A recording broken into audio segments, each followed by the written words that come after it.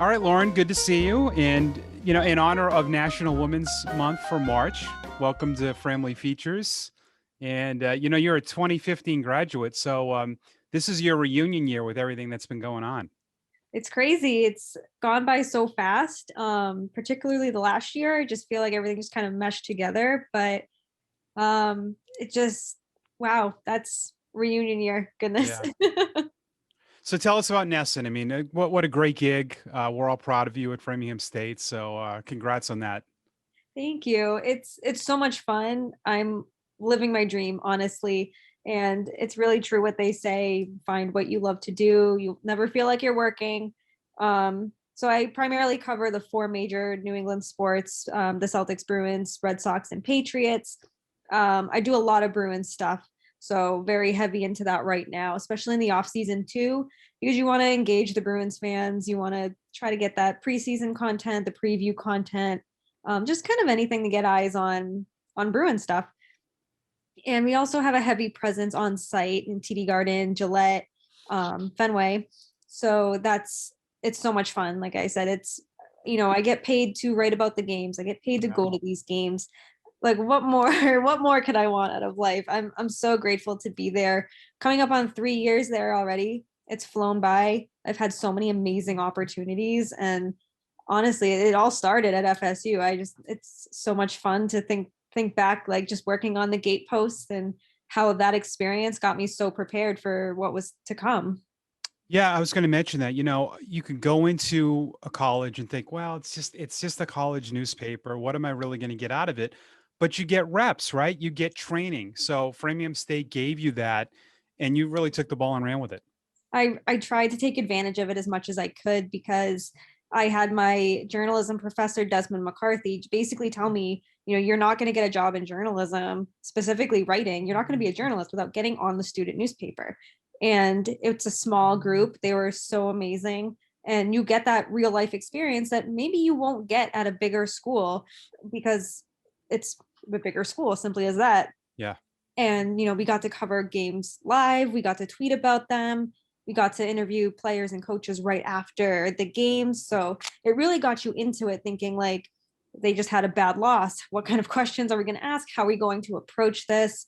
And you really got a feel of working in a newsroom. I mean, we were there sometimes until 3 a.m. I think Yeah. I saw sunrise a couple times.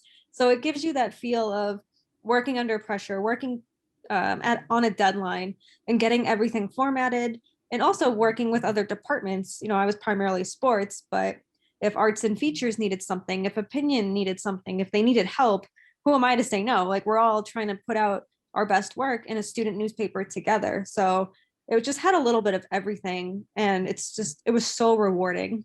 Yeah, this is great for people that are watching it, for young kids that want to get into what you're getting into. The Gatepost is almost like a full-time job on campus. It is. It really is. Especially, it's hard too. You're taking classes, and I know for me in particular, I had Friday morning classes at 8:30, so I knew what I was getting into.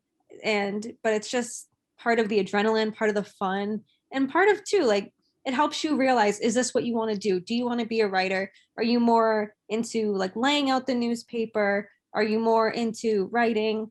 So it gives you so many options, and it's such a fun yet professional environment, and it gives you so much experience. I know I look back at Framingham State in my experience. I think of it so much more than I did at the time. I'm sure you're 5, 6 years out now, but I'm sure you probably feel the same way. Oh, for sure. Like, I just look back and just think all the time, like, how amazing it was, how lucky I am, and just how it all really came together, and how it just started with the Gatepost. Yeah. What's great now, I think if you're in this business, there's so many outlets in the position you have with NESN. I mean, maybe 10, 15 years ago, so many jobs weren't even born yet. And you have one of those.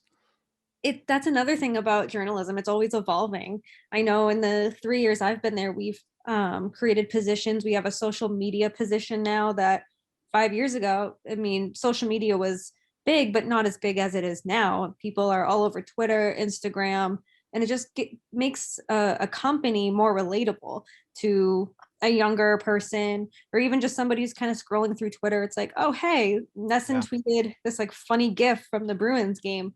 So it's crazy to see how much it evolved. And just, I know my position hasn't always existed. Like I said, I've seen other positions be created. And that's just really cool thing about journalism is that we're evolving to the world, and it's like we're just adapting because that's what you need to do. You can't be a newspaper 24/7. We have to adapt. And I think a lot of outlets have done so well with that. Did you learn some other skills at Framingham State that have really helped? I know with Photoshop and all those other things now that you really have to be a true utility person. You do. I think I got really involved in social media. I've always had Twitter. I've had Twitter for maybe about 10 years, but I didn't get too much into it until we took a social media class, and we had to be kind of a little more active on Twitter and try to figure out how to get engagement. And I think that's one of the hardest things is you can have 10,000 followers, but you can tweet something and it gets 5 likes. And Yeah. it's like, okay, how do I get this engagement? How do I become relatable? So a lot of that was super helpful. I never knew a thing about Photoshop until I went to Framingham State, and just learning the little bit of basics that I learned at the Gatepost, laying out the newspaper using InDesign was super helpful because it's rare, but there are times we have to use a Photoshop at NESN. And if it wasn't for the Gatepost, I would have no idea what I was doing. I would just have to call in and be like, help me. Yeah. Photoshop 101. I don't know what I'm doing. That's great. Yeah, that first week when you're at NESN, I know that when I get started professionally, I remember, man, I felt lost like those first couple weeks. There's no manual to this. So it's cool in a way because you're kind of learning, but then you can look back and say, wow, I got through that. I'm doing okay. I can breathe. Yeah, for sure. You meet so many people and you're just trying to focus on like the people in your department because you know that they're going to be your backbone for a little while. I work the night shift, but they start you on days to get you acclimated with the workflow and try to get you affiliated with everybody because, I have a coworker who works 7 to 3. Okay. And when we were in the office, I never saw him because I go in at 4. So to me, he was just another name. So it's nice to see names and faces, faces to names, and then just kind of learning the workflow and just kind of having that one specific person that you can lean on, even if they're not on shift with you. It's so, so important because once you find that footing, you start feeling a little less lost. Your days are a little bit less stressful, and you just really know how to manage the shift. Speaking of that, I call them mentors, but even almost a sponsor. You have to have sponsors in this business. There's somebody that really inspires you in the field that you're in? Yeah, there's quite a few. I mean, unfortunately, Nick Cafardo was one of those Oh people yeah, yeah. passed away a year ago. He was somebody I loved reading in high school. I really mirrored my stuff after him, and it just looking forward to his columns and his work every week was something I truly loved, and loved trying to make that work like kind of how I wanted to write. Um, and Nicole Yang with the Boston Globe, she is the Celtics beat writer now. She's absolutely incredible. Her feature stories are just worth every single word. You just get roped in, and she has such a way to really get the most out of everybody. And I think anybody who wants to be a feature writer, whether it's sports or not, needs to read her stuff because it's just absolutely incredible. So those two really, really come to mind. Just growing up in Boston too, is to have those people work within the Boston teams was super special because it's like everybody reads these people. Yeah. It's not a Bob Nightingale, a Ken Rosenthal. These are Boston writers who have a national presence. Well said, Lauren. Thank you for joining me. Yeah, thank you so much for having me. This was fun.